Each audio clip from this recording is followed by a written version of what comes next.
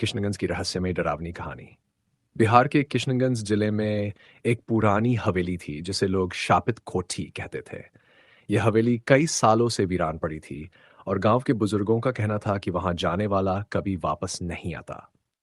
कहानी की शुरुआत अरनट्स में पटना से आए चार दोस्त रोहित, आदित्य, समीर और कविता ने सुना कि हवेली में अजीब घटनाएं होती हैं।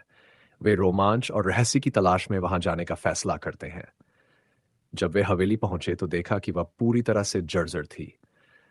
अंदर घुसते ही ठंडी हवा का झोंका आया और एक अजीब सी सरांद महसूस हुई। उन्होंने अपने मोबाइल की टॉर्च जलाकर चारों ओर देखा। हवेली में पुरानी तस्वीरें थीं, जिनमें कुछ धुंधले चेहरे दिख रहे थे, मानो वे उन्हें घूर रहे हों। डरावनी घटनाएं। आधी रात के करीब जब वे अंदर खोजबीन कर रहे थे तो अचानक समीर की चीख सुनाई दी। जब बाकी दोस्त दौड़कर उसके पास पहुंचे तो देखा कि वह एक पुरानी कुर्सी के पास खड़ा कांप रहा था। उसने कहा कि उसने एक परछाई को देखा जो हवा में तैर रही थी। जैसे ही उन्होंने वहां से भागने की कोशिश की, दरवाजे अपने आप बंद हो गए। अचानक दीवारों पर खून से लिखे कुछ शब्द उभरने लगे। तुम यहां नहीं होने चाहिए। कविता ने घबराकर हनुमान चालीसा पढ़नी शुरू कर दी और तभी हवेली में तेज हवा चलने लगी। रोहित ने महसूस किया कि किसी ने उसकी गर्दन को जोर से पकड़ लिया है।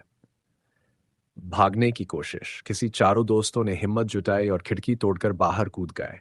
लेकिन जब वे बाहर आए तो देखा कि हवेली की सारी खिड़कियां और दरवाजे अचानक गायब हो गए थे, मानो वहां कोई इमारत कभी थी नहीं। अगले दिन जब वे गांव वालों को लेकर वहां गए तो उन्हें वहां सिर्फ एक पुराना कुआं मिला। गांव के बुजुर्गों ने बताया कि सालों पहले वहां एक जमींदार की हवेली थी, जो उसकी निर्दयता के कारण जलकर खाक हो गई थी। उस आग में कई नौकर और एक लड़की मारे गए थे, जिनकी आत्माएं अब भी वहां भटकती हैं। निष्कर्ष, चारों दोस्त उस रात के बाद कभी भी पहले जैसे नहीं रहे।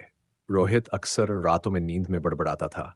समीर को रह रहकर परछाइयां दिखती थीं और कविता अब तक नहीं समझ पाई थी कि उन्होंने जो देखा वह सच था या किसी श्राप का असर। कहते हैं, आज भी अगर कोई किशनगंज की उस जगह पर जाए तो उसे रहस्यमयी आवाजें और परछाइयां दिखाई देती हैं। क्या आप हिम्मत करेंगे वहां जाने की?